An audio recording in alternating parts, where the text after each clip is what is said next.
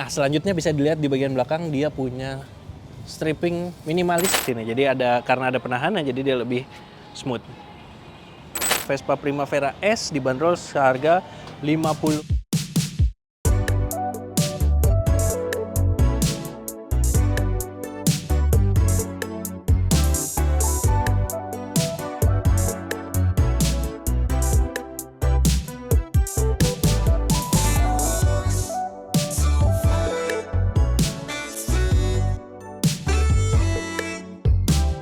Every girl wants to be.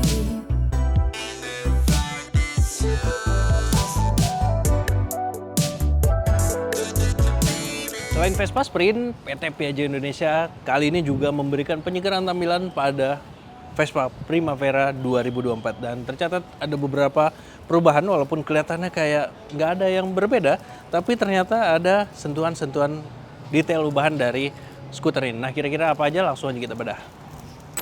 Selain warna-warnanya yang baru, Vespa Primavera 2024 ini kelihatan di depan ada beberapa detail perubahan. Kayak di atas ini yang langsung terlihat adalah spionnya yang punya desain terbaru. Lalu di bagian pencahayaannya ya kelihatannya memang tidak ada perbedaan, tapi mereka memberikan pembaruan dari sistem pencahayaannya yang diklaim lebih irit kelistrikan dan juga tentunya memberikan pencahayaan yang lebih maksimal. Turun ke bawah, dasinya pun tak luput dari perubahan. Di sini dia mendapatkan desain baru. Kemudian di samping kiri kanannya, serupa dengan Vespa Sprint, dia lampu sennya juga mendapatkan pembaruan.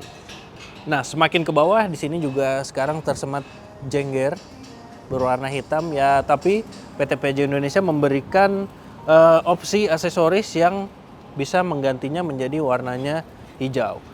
Nah, yang membedakan antara Vespa Primavera S dan juga yang standar terletak pada aksen hitamnya. Kalau pada varian standar dia menggunakan aksen-aksen berwarna chrome, sementara di Primavera S dia menggunakan warna hitam matte seperti ini. Kemudian di bagian samping, hand gripnya serupa dengan Vespa Sprint, dia juga memiliki perbedaan. Terus bergeser ke sebelahnya, ini ada tombol engine cut off. Jadi kalau pada model sebelumnya, tombol ini adalah tombol untuk menyalakan lampu. Sekarang di model yang terbaru diganti menjadi engine cut off. Lalu turun ke bagian bawah, dia sekarang punya cover shield berwarna hitam dan ini matte.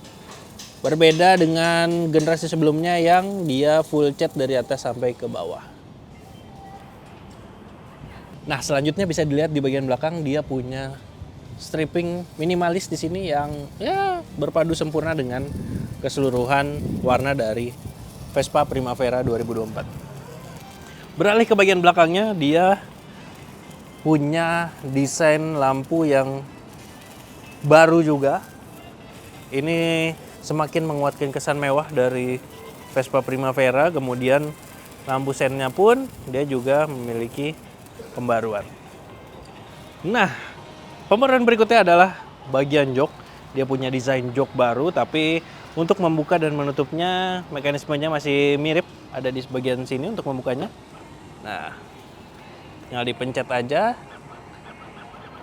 Terus diangkat dan dia sekarang punya penahan. Jadi dia nggak langsung ketutup. Nah, dan bagasinya kelihatan masih mirip-mirip sebenarnya. Di sini ukurannya cukup luas dan di belakang ada tangki bensin, kemudian di sini ada gantungan untuk helm. Nah, kalau nggak sengaja kesenggol atau dia dipaksa ditutup, dia nggak langsung menggebrak ke bagian sini. Jadi karena ada penahanan, jadi dia lebih smooth. Ya. Nah, pembaruan berikutnya adalah di bagian pelek. Ini kalau dilihat lebih detail dia berbeda dengan generasi sebelumnya, tapi ukurannya masih sama, 110/70 ring 12 di bagian depan, dan di sini ada tambahan stiker. Lalu yang membedakannya antara Primavera S dan juga standar, si varian S ini dia peleknya berwarna hitam, sedangkan yang standar berwarna chrome. Serupa dengan bagian depan, bagian belakang pun menggunakan pelek yang juga baru. Ukurannya 120 per 70 ring 12. Dan di belakang dia didukung dengan sistem rem tromol, sedangkan di depan pakai rem cakram dan sudah dilengkapi dengan fitur ABS single channel. Lalu bagaimana dengan posisi riding dari Vespa Primavera 2024 ini? Coba diturunkan dulu. Nah, tinggi saya sekitar 175 cm dan ini posisi duduk saya. Ini nggak terlalu ke depan atau ke belakang, ini agak di tengah-tengah. Sedikit menjinjit, tapi kalau duduk di agak ke depan, nah dia bisa menapak sempurna di kiri dan kanannya. Sedangkan kalau di bagian paling belakang, nah jinjitnya seperti ini.